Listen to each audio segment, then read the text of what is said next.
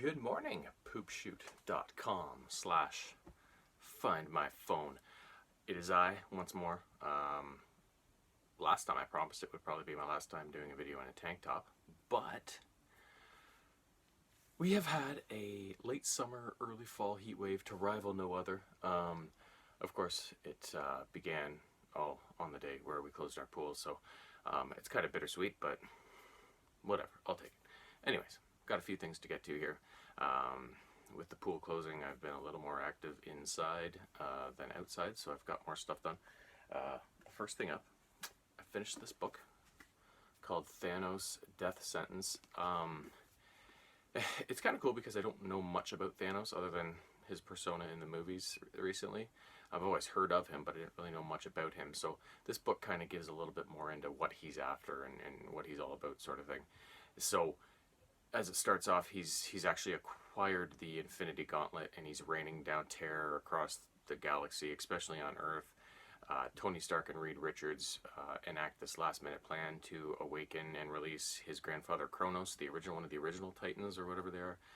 And as they think he's at this point the only thing that can stop him, he does. And then Thanos is discouraged. All he wants to do is please Mistress Death and feel her embrace, and he's killing people in her name. And to kind of set him on a new path, he is stripped of all his powers and sent out on a journey, a life journey. He begins on the planet Sacrosanct, where he takes on the guise of a thief named Nil, where he falls in with a couple of girls named Avia and Felina, a couple of thieves, and they plan all these heists and stuff, and he's starting to like them and become more of a regular kind of feeling being, all until members of his old Black Order, Lady Proxima and the Ebony Maw, show up and jog his memory about his evilness and his ambition, and he kind of murders his friends and sets out on the path of power again. And then he kind of resets, and the next place he goes to is the Kree homeworld of Hala, where he takes on the facade of a warrior named Terran Sas, and he attempts to overthrow the supreme intelligence that rules the Kree species, and thinks he's pulled it off until he realizes, oh, the supreme intelligence was one step ahead of me the whole time, and he escapes the planet with his tail between his legs. Then the last stop he makes is this place called the Veldt. It's like, it seems like an enclosed environment, something inside of a bubble that's been kind of artificially created.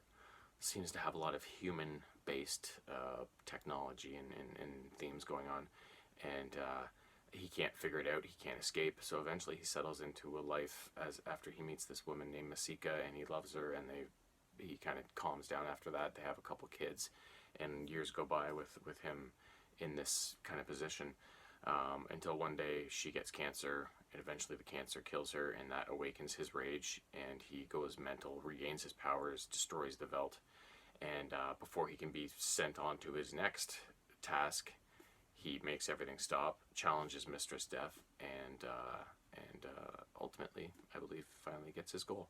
So it was a weird book. It was kind of, the stories were kind of disjointed, and you didn't really know what the purpose of them all were. So I'm not sure how much I liked this book. Like, it was worth reading, but it just seemed kind of weird and flighty, and I wasn't really sure of really the point of it. not that, but you know, like, it was just weird. So, but anyways, you win some, you lose some, right? Next up, Don Cherry's Hockey Greats and More.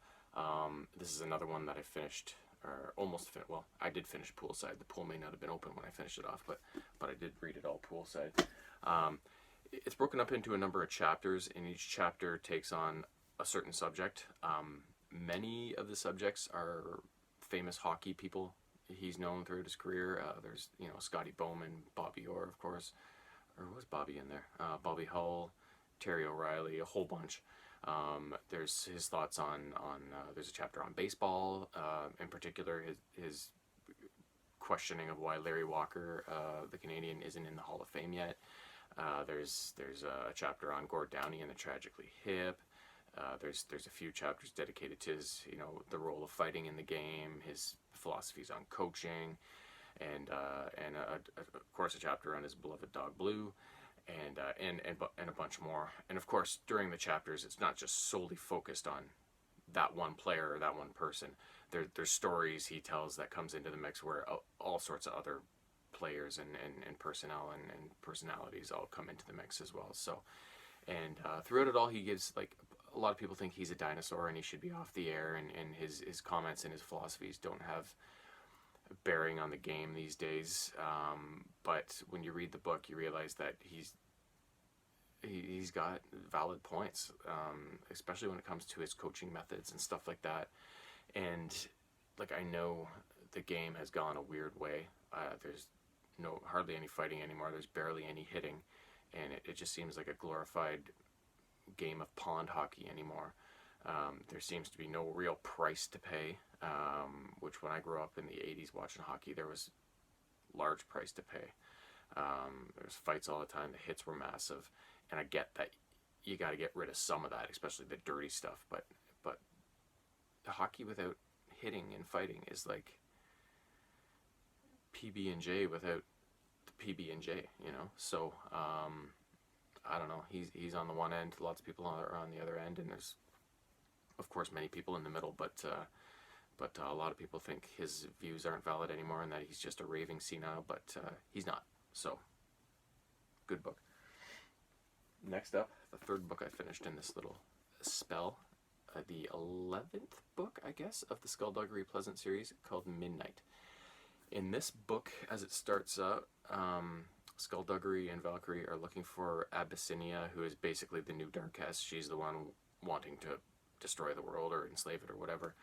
They're not having much luck. They can't get in to have a meeting with the Grand Mage Chinosaurus to discuss their progress.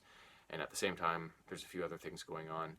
Abyssinia herself, her underlings, in particular Cadaverous Gant, are becoming disillusioned that she's losing her way because she's searching for her lost son Kason, and it's taking her away from the path of their evil that they had laid out.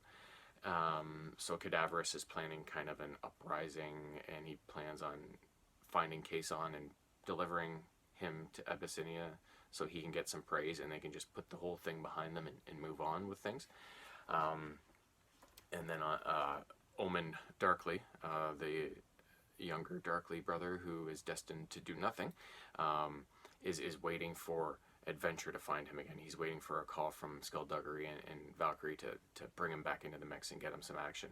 And in the meantime, also a portal has opened in Roarhaven from the dimension where Malevolent is still alive, and he's terrorizing these people, and hordes and hordes of people are pouring out through this portal into Roarhaven.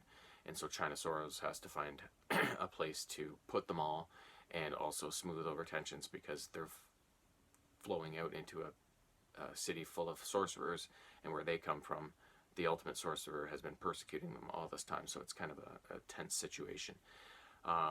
Suddenly, one day for Omen, adventure does come calling. Valkyrie contacts him and asks him to babysit her little sister Alice. And so he's like agreeable, but also kind of disappointed. But later that day, that evening, when he's babysitting Alice, Cadaverous Gant shows up, kidnaps Alice, leaves Omen with the message to pass along to Valkyrie when she gets back. And when Valkyrie does get back, she finds out Cadaverous has taken Alice, and she only has till midnight to get her back. And then he's left a number of kind of riddles, clues, places to go to along the way to lead Valkyrie to Alice and him, of course, in the end. And the thing about Cadaverous is that he's got this power where his home base is kind of a house of horrors. It can take on any aspect he creates, and he's ultimately powerful within his home base. Outside of it, he's just a normal sorcerer, and they could whack him no problem. But inside, he's ultimately powerful. So Valkyrie's rushing into this situation knowing that she probably has little to no chance of success, but she has to do it. And so Omen follows her, Skulduggery, and another one of his friends, I forget his name, follows, and that's how the kind of book culminates in the ending for that. So great series. It's so violent and so funny and so quirky. It's just, I can't get enough of it. There's been another one just released after this one called Bedlam, but it's just out in the big massive size. So I'll have to wait a while before it shrinks down into the less expensive size. But I'll be all over that when it does. Next up, James and I recently finished watching season 10 of The Simpsons. This is a 4-disc collection that includes all 23 episodes, I believe it was, from season 10. Lots of hijinks again, like Bart and Homer start a grease-selling racket. Homer leads a ill-fated trip to the Super Bowl. There's a biblical theme story where they all fall asleep in church, and each character has their own kind of Bible story that's got a twisted spin. Oh God, what else? I can't remember. There's a whole bunch more. This collection, like every season up till now, has had like multiple iconic episodes that I totally remember from a kid, that everybody remembers, that are like famous, right? This season didn't have that many of them. It was kind of the first season where it was like, I don't know if I stopped watching it around then or stopped watching it as much or whatever, but it didn't have that many like, oh my God, episodes, right? Not that it wasn't good. The season was great. The episodes were great, but it didn't have those ones that I remember. It did have a few that I remember very well and love very much. The one where Homer accidentally stumbles upon Kim Basinger and Alec Baldwin living in Springfield, and becomes kind of their assistant, or I guess, and their friend, which was really funny. The one where Homer and Ned go to Las Vegas and end up marrying a couple of broads. And then the third one was when Homer gets in an eating contest with a trucker, and the trucker dies, and then so Homer and Bart decide to finish his route and become truckers, and which is also very funny. So again, you can't go wrong with the season of The Simpsons. So we look forward to season 11 next. Last up is a couple of video games. Jimmer and I recently finished playing LittleBigPlanet 2 on the PS3. Very similar to the first game. Again, LittleBigPlanet is a place where everybody's thoughts and dreams and fantasies all float up into the air when they're sleeping or when they're daydreaming, and they form this LittleBigPlanet weird world where basically anything can happen. And so once again, you take on the guise of Sackboy. And but this time the threat to LittleBigPlanet is that there's this machine or evil weird creature creation called the Negativitron that is wreaking havoc not only on LittleBigPlanet, but apparently on a bunch of other planets that surround LittleBigPlanet that follow the same kind of makeup. And so you've just got to battle through and save people and find a way to defeat this Negativitron in the end. And this game was really neat. It was just as good as the first one. Maybe not quite as good because it wasn't as, you played the first one, the originality of it is whoa, but that factor wears off for the second one. But it's just every bit as good. But what I liked about the second one is they introduced a lot more of like vehicle levels or kind of quirky little levels that weren't just a platformer you running along and jumping and stuff. A lot of different elements incorporated into some of the levels, so which I really enjoyed. Last game. WWE All Stars for the PS3.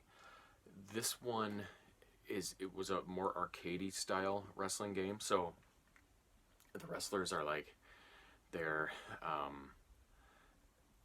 look, like their muscles and everything is so exaggerated. There's big hulking things, and then when you do special moves, like you bounce 50 feet into the air, and so it's very exaggerated, very arcadey, and it is hilarious. It is so much fun. And the whole All-Stars thing about it is that it's kind of like old versus new. So you can play with legends like Macho Man, Hulk Hogan, Andre the Giant, people like that, against the newer guys like John Cena and Randy Orton and people like that. And there isn't really, it's a pretty short game to play, because like with SmackDown and stuff like that, you can play through seasons, right? Multiple seasons, and there's storylines and stuff. Whereas this one is more of an arcadey thing. There's a few modes. There's one mode called Path of Champions that has 3 different options for it. You can fight through 10 matches to face Triple H and HBK for the Tag Team Championship. You can fight through 10 matches to defeat The Undertaker at SummerSlam, I guess it is. And then you can fight through 10 matches to defeat Randy Orton at WrestleMania and claim these championships. And along the way in those modes you unlock, or no, sorry, it's not that mode. It's a different mode called Fantasy Warfare. where in fantasy warfare they pit an old versus a new wrestler with similar characteristics and a kind of who will be better, how will this go kind of thing. And then as you fight through those, that's how you unlock the wrestlers that aren't available at the start of the game for the rest of the game. And then there's other things you can do to unlock other arenas and rings and stuff like that, and alternate character outfits and stuff like that. So, but overall, it's pretty short to play through because there's not a lot of different modes.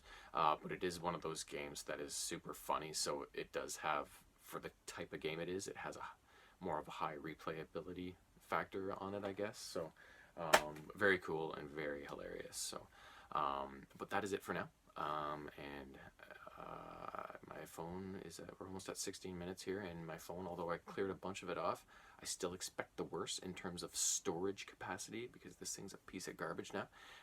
2 years and you can't even use something anymore. It's pretty pathetic. But anyways, I won't get into a tirade right now, so I gotta go to work. So have a good day, have a good week, and I will be back soon with more stuff.